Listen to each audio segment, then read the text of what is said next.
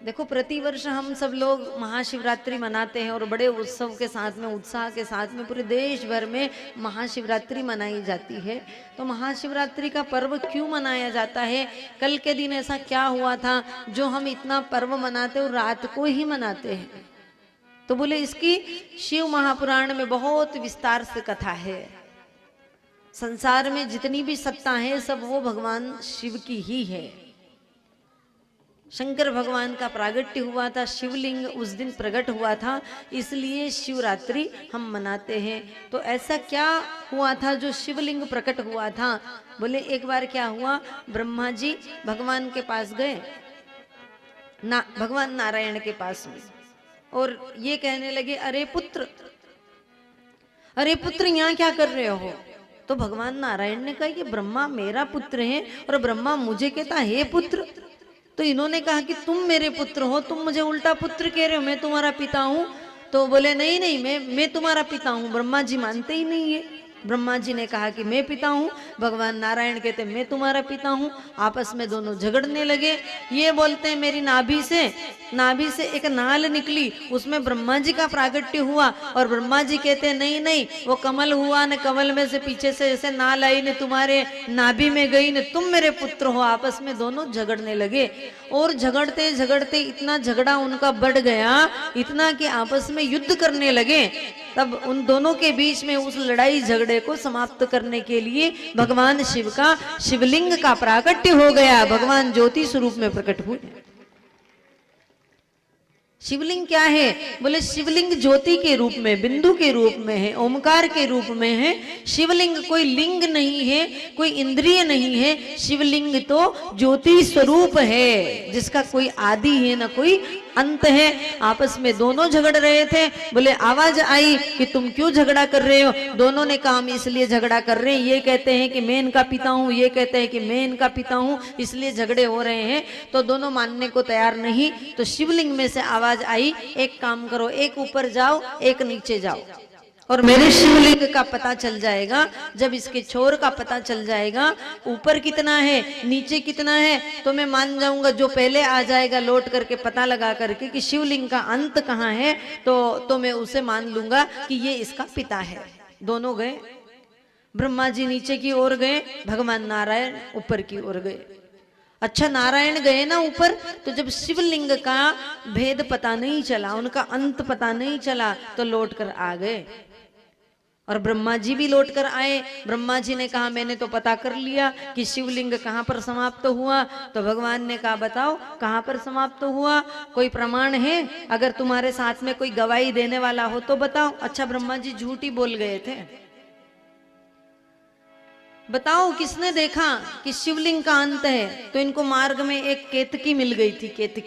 केतकी का वृक्ष होता है ना, वो मिल गया था। उससे कहा कि तू मेरी गवाही दे देना। बोले हो ठीक है। इस केतकी ने झूठी गवाही दे दी और ये कहा कि हाँ मैं वहीं पर थी जहां शिवलिंग का अंत हुआ था।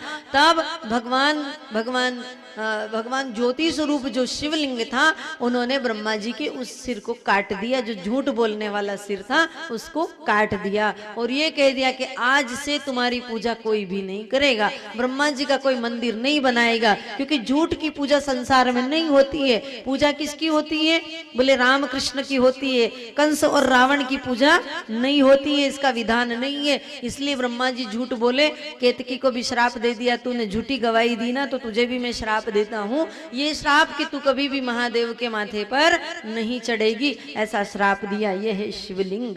और रुद्राक्ष की उत्पत्ति भगवान महादेव ने जब त्रिपुरासुर का मर्दन किया था, मारा था त्रिपुरासुर को, तब भगवान को शांति के अश्रु गिरे थे आंख में से कि त्रिपुरासुर को कोई नहीं मार सकता था, भगवान ने मारा।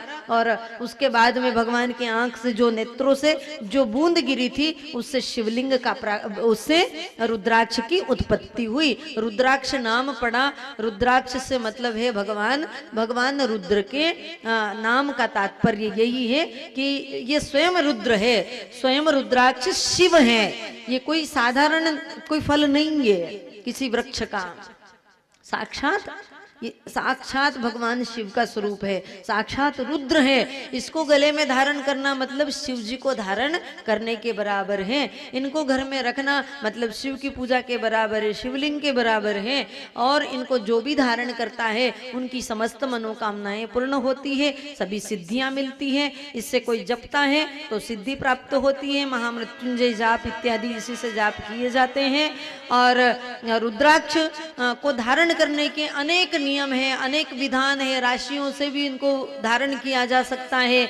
1 से लेकर के 14 मुखी तक के रुद्राक्ष हुआ करते हैं और सबका अलग अलग महत्व है। कोर्ट कचहरी में भी रुद्राक्ष काम आते हैं। जो व्यक्ति रुद्राक्ष को धारण करता है वो साक्षात शिव के समान होता है और वो शिवलोक को प्राप्त हो जाता है अंत में। ऐसी रुद्राक्ष की महिमा है। किसी को घर में धन संपदा की कमी हो तो वो भी रुद्राक्ष धारण कर सकता है।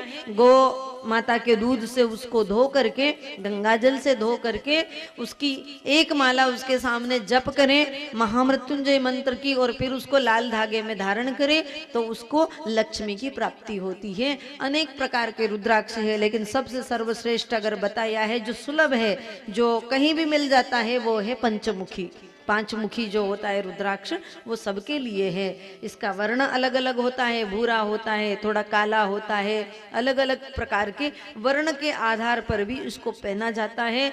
रुद्राक्ष कैसा होना चाहिए? जिसमें कीड़ा लगा हुआ नहीं हो, अच्छा साफ सुथरा हो, उभरा हुआ हो, अच्छा हो, ऐसा रुद्राक्ष।